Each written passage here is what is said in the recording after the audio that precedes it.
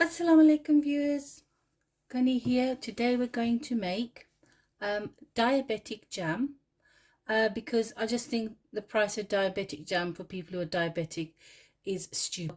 What we're going to do is an old-fashioned anyway method of making jam, and we're going to make it diabetic by using some canderel there. So that's going to be our sweetener for the jam.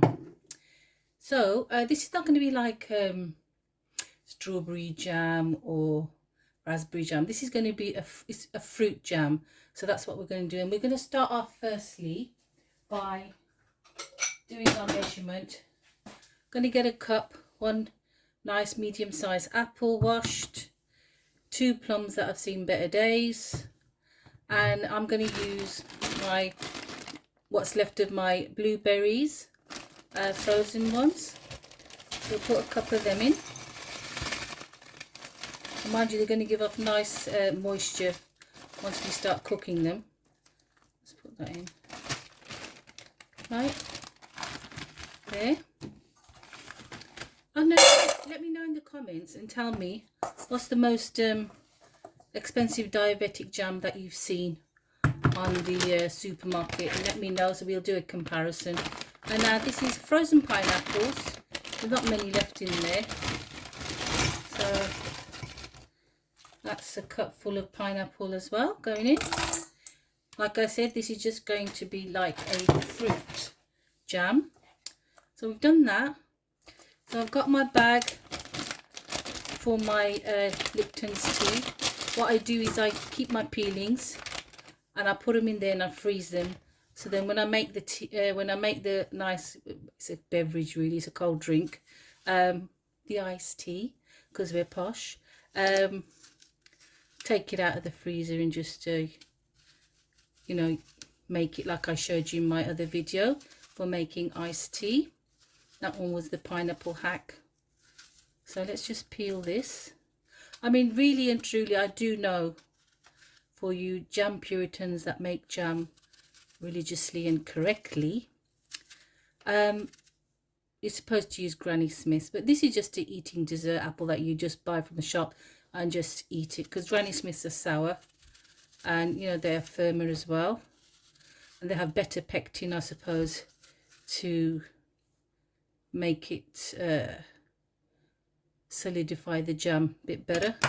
But we're doing home style cooking because this is like a homestead channel anyway, because that's what I want to do. I want to teach you you know, and also find out even more myself of how to live a better, healthier, sustainable lifestyle without having so much processed food and things like that. I haven't got a process free kitchen, so that would be lying if I said I did, but just every little bit helps, doesn't it, really, at the end of the day. So our health and our well-being and our mental health is all important. So I mean, these things you can do for yourself as well. Bismillah. So this is what I'm doing, and obviously you know, I'm only making a small batch really. This is going in my bag as well, my core, everything. Don't need that though, just put that on the side. I was saying, yeah, so this is how I do it, because let's face it, these days there's lots of single parents out there, mums and dads with children, and I don't know, you might be diabetic or your child might be diabetic, you know, and they do like their treats sometimes. So just make this jam. It's easy. It's whatever fruit you've got in your house. Like I showed you, I've even got frozen, and just chop it up. We're just preparing it now, so just chop it up. It doesn't have to be brilliant, just like that. Yeah, that was a bit too big because we do want it to cook all at the same time. Obviously the blueberries are going to cook much faster, but that's okay. And as you watch the video, inshallah, you will see what is the magic ingredient that makes it firm. And it's not really a magical ingredient, it's actually something that's really old-fashioned to make jam before everything got processed. Right, so this is our plums. Let's skin and all, because I don't mind. But I do want it in the jam, so I'll make it a bit smaller. I mean, you could make marmalade like this as well. Just make marmalade. If you've got, you know, lots of oranges, because it's winter time, everybody seems to buy clemencies, oranges, easy peelers. If you wanted to make marmalade, you can. So, I mean, this is going to be easiest pie to make. And like I say, I always encourage you, look at the label on the back of the jar. See how much ingredients is in there. This is just the fruit going in. Nothing else. Just fruit. Yeah? With just the sugar and my magic ingredient. Let me know in the comments as well if you do try it. What sort of things do you like to put on your toast in the morning? Do you like to put jam on or peanut butter? Next step, starting to melt because of the ice and that.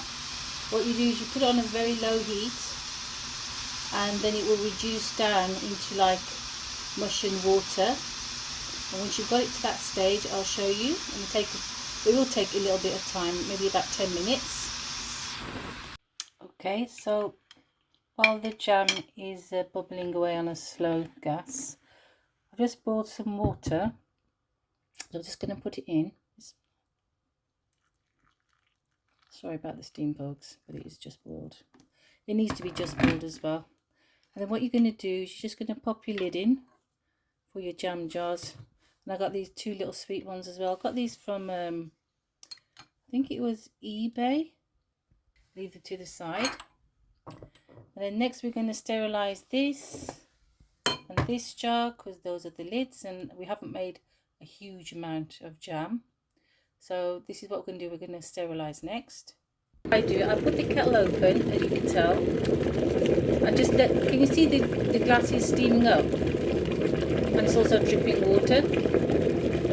So just leave that for about 30 seconds to a minute, and this is what sterilizes it. I mean, a lot of people put in the oven and put their oven on and, you know, blast them with heat, wait for it to cool down, etc. But I find this is like a very old traditional way to do it. Village people sort of do it like this, and I think this is fine. Just overheat steaming water. So just do this, and we'll do the small jars as well. I mean, if you don't have this gadget, just tea towel, be safe, and put a tea towel around the glass. Just do it like that. See? Make sure it's everywhere. See, it's steaming away. The same again for the little ones. This is what your jam looks like now. So I want to use my potato masher, because there's pineapple chunks in there as well, and I'm going to mash this down, and then I'll show you again what it looks like. But this is just cooled off for a few minutes, but it really has gone nice and thick.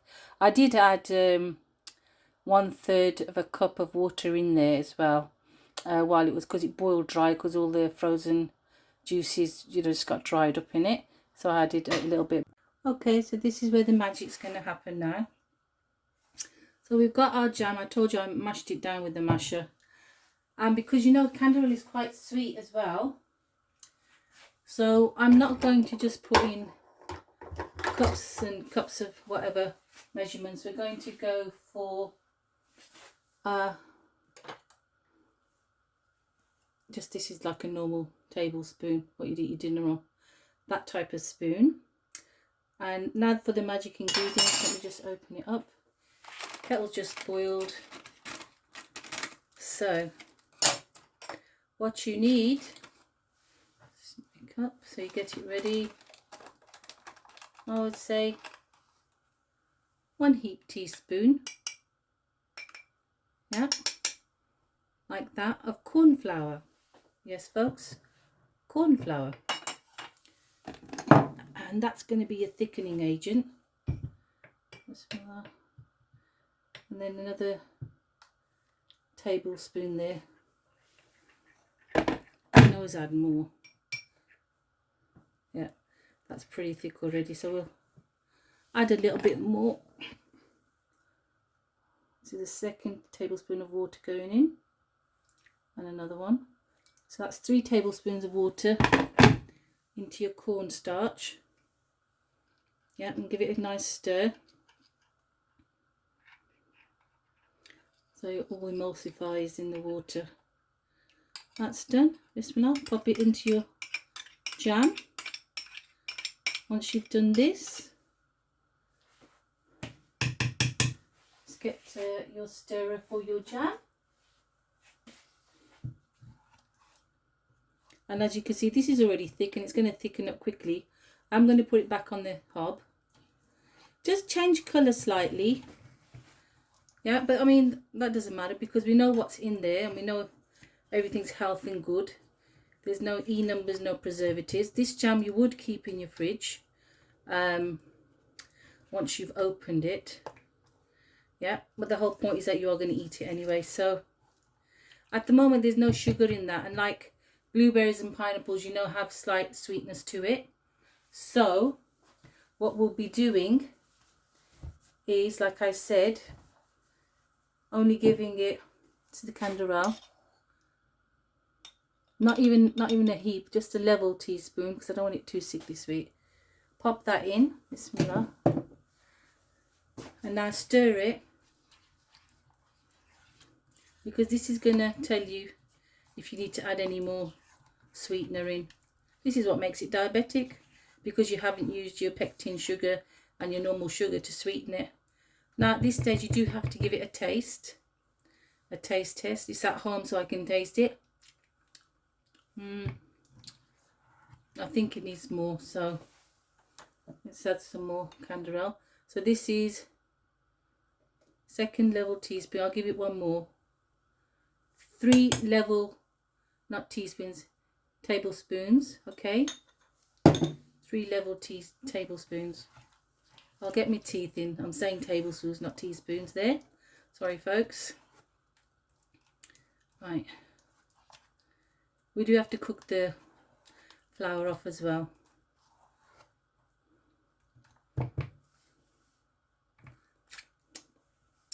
Right, at this stage we're going to cook the flour off, and we'll give it some more sugar towards the end of it as well. Okay, so end of the cooking of the flour, and I will add a 1/4 cup now, because it's going to go back on the stove, of water. This is just